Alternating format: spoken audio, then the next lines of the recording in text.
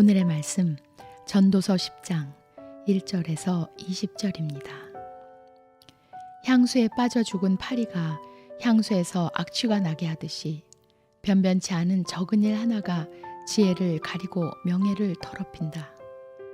지혜로운 사람의 마음은 옳은 일 쪽으로 기울고 어리석은 사람의 마음은 그릇된 일 쪽으로 기운다. 어리석은 자는 길을 갈 때에도 생각 없이 자기의 어리석음을 누구에게나 드러낸다. 통치자가 너에게 화를 낼 때에 너는 내 자리를 뜨지 말아라. 침착하면 큰 잘못을 막을 수 있다. 내가 세상에서 본 잘못된 일 또 하나는 역시 통치자에게서 볼 수 있는 크나큰 허물이다. 어리석은 사람을 높은 자리에 앉히고 존귀한 사람을 낮은 자리에 앉히는 것이다. 내가 보니 종은 말을 타고 상전은 종처럼 걸어다니는 일이 있더라. 구덩이를 파는 자는 거기에 빠질 수가 있고 담을 허무는 자는 뱀에게 물릴 수가 있다. 돌을 떠내는 자는 돌에 다칠 수가 있고 나무를 패는 자는 나무에 다칠 수가 있다. 도끼가 무딘데도 그 날을 갈지 않고 쓰면 힘이 더 든다. 그러나 지혜는 사람을 성공하도록 돕는다. 뱀을 부리지도 못하고 뱀에게 물리면 뱀을 부린다는 그 사람은 쓸데가 없다. 지혜로운 사람은 말을 해서 덕을 보고 어리석은 사람은 제 입으로 한 말 때문에 망한다. 어리석은 자의 입에서 나오는 말은 어리석음으로 시작해서 사악한 광기로 끝난다. 그런데도 어리석은 자는 말을 하고 또 한다. 무슨 일이 일어날지 아는 사람은 없다. 앞으로 일어날 일을 말해줄 수 있는 사람이 누구인가? 제 집으로 가는 길조차 못 찾는 어리석은 자는 일을 해도 피곤하기만 하다. 왕은 어리고 대신들은 이른 아침부터 잔치에 빠져 있는 나라여. 너는 저주를 받을 것이다. 왕은 출신이 고귀하고 대신들은 취하려고 해서가 아니라 건강을 지키려고 제때에 먹는 나라여. 너는 복을 받을 것이다. 게으른 자의 집은 들보가 내려앉고 손이 놀면 지붕이 샌다. 잔치는 기뻐하려고 벌이는 것이다. 포도주는 인생을 즐겁게 하고 돈은 만사를 해결한다. 마음속으로라도 왕을 욕하지 말며 잠자리에서라도 존귀한 일을 저주하지 말아라. 하늘을 나는 새가 내 말을 옮기고 날짐승이 내 소리를 전할 것이다.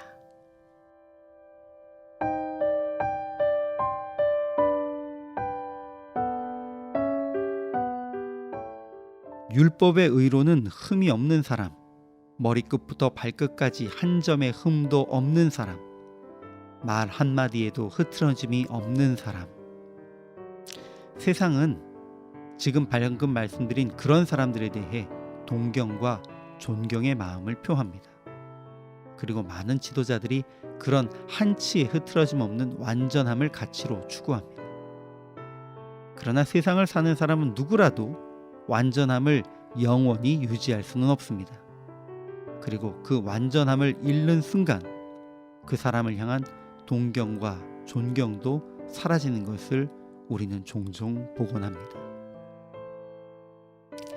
죽은 파리 한 마리가 향기로운 기름에 악취가 나게 하는 것과 같이 한 번의 어리석은 행동은 지혜자의 명성에 금이 가게 합니다. 그러므로 지혜자의 길은 항상 우매자의 길과 달라야 합니다. 실수하여서 우매자와 동행하게 되면 그의 길에 오점이 생기게 되기 때문입니다. 참으로 지혜로운 사람은 스스로 지혜롭다고 자랑하거나 완전하다고 자랑하지 않습니다. 죽은 파리 한 마리가 악취를 나게 하는 것과 같이 지나치게 완전한 지혜와 삶의 무결함을 자랑하다가는 한 번의 실수, 잘못으로 나락에 빠질 수 있는 것을 알기 때문입니다. 참 지혜는 완전한 것, 완전을 추구하는 것이 아니라 겸손히 주어진 환경 가운데에 하나님이 우리를 이 땅에서 살게 하신 그 뜻을 이루어 가는 것입니다. 솔로몬은 잔치와 포도주가 사람을 기쁘게 하고 돈은 범사에 이용된다고 어찌 보면 지극히 물질 만능주의적으로 보이는 말을 합니다. 그래서 많은 성경학자들이 이 본문을 솔로몬의 물질 만능주의에 대한 경고라고 해석을 하면서도 해석하기 어려운 것이다 라고 밝히고 있습니다. 사실은 솔로몬이 부정적으로 말한 건 아닌 것 같은데 그것을 긍정적으로 해석하기에는 세상을 즐기고 돈을 활용한 것이 너무 세속적으로 보이기 때문입니다.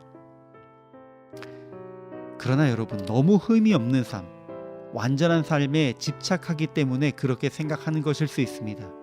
세상에서 살아가는 사람들이 잔치나 포도주나 돈이 없이 그것을 경험하지 않고 살 수는 없습니다. 이것을 인생에서 완전히 배제하는 것은 흠없는 삶에 대한 집착일 뿐입니다.